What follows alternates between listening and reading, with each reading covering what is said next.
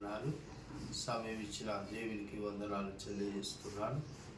మరి యాకోబు రాసిన పత్రిక 1వ అధ్యాయం 20వ వచనం, ఎందుకనగా నరుని కోపము దేవుని నీతిని నెరవేర్చదు.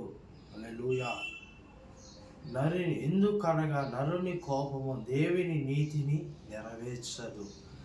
ఎలా నెరవేర్చలేకపోతుందంటే, ఇక్కడ పై వచనం ముందుగా ఉన్న వచనాన్ని యాకోబు పత్రిక మరి 19వ వచనం చూసినట్లయితే ఇక్కడ అంటున్నాడు, నా ప్రియ సహోదరులారా, మీరీ సంగతులు వెరుగుదురు, కానీ ప్రతి మనుషుడు వినుటానికి వేగురు పడువాడుగాను, మాట్లాడుటకు నిదానించువాడును, కోపగించుటకు నిదానించువాడుగా ఉండాలని యాకోబు భక్తుడు తన పత్రిక ద్వారా మనతో మాట్లాడుతున్నాడు. ప్రభు ఏంటంటే, మనము మాట్లాడకు ముందు వినడానికి ఇష్టపడాలి.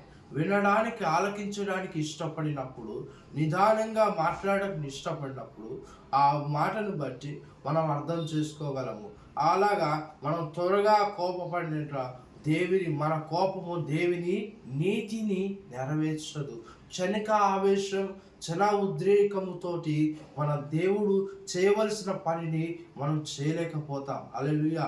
కాలు జారినా తీసుకుంటాము కానీ, చెయ్యి జారినా తీసుకుంటాము కానీ, నోరు జారితే, నాలుక జారితే మనము తీసుకోలేము.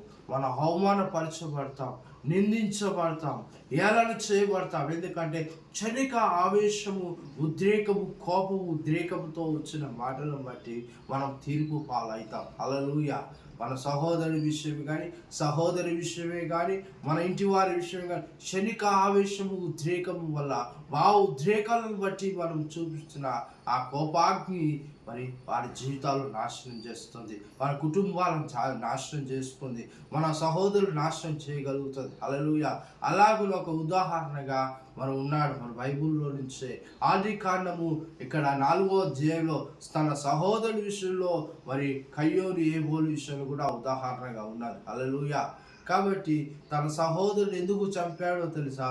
మరి దేవుడు మన మంచి క్రియలు కోపగించుకొని తన సహోదరుని చంపినట్టు చూస్తున్నాం. హల్లెలూయా. కాబట్టి 4వ అధ్యాయం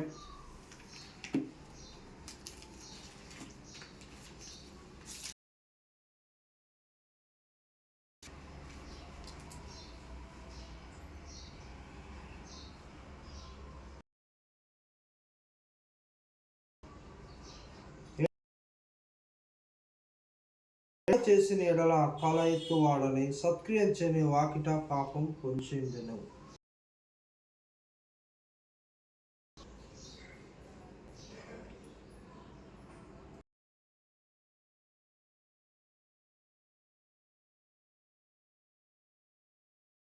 ఏబోలని తన సహోదరుని చంపాడు. హల్లెలూయా.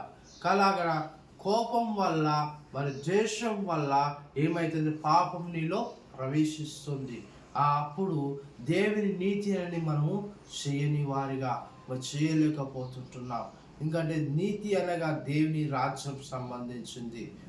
సమాధానము, నీతి ఆయన రాజ్యానికి సంబంధించింది. కాబట్టి దేవుని పరలోకమందు నెరవేరినట్టు భూమి అంతయు నెరవేర్చబడాలంటే దేవుని నీతి అనేది మనకు చాలా ఇంపార్టెంట్. హల్లెలూయా. కాబట్టి మనం కోపగించుటకు నిదానించువాడు గాను, మాట్లాడకు నిదానించువాడు గాను, మరి నరుని కోపం దేవుని నీతిని నెరవేర్చుకుని అలాంటి నష్టాన్ని కలిగిస్తుందని ప్రభు ఈ వాక్యం ద్వారా తెలియపరుస్తున్నాడు. హల్లెలూయా. మనం అలా ఉండి వారిగా దేవుని నీతిని నెరవేర్చేవారుగా, మన కోపము జ్ఞానానుసారంగా కోపగించాలి. కోపపడు కానీ పాపము చేయకు అని అంటున్నాడు.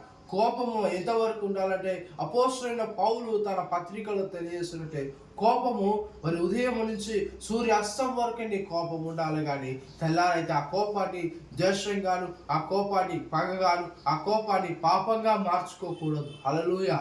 అలా ఉండకుండా మన దేవుడు ఆ విధంగా ఉంచునుగాక. దేవుని నీతిని నెరవేర్చేవారిగా దేవుడు మనల్ని చేయునుగాక. ఆమేన్. అలాగా మనం ఉన్నవారిగా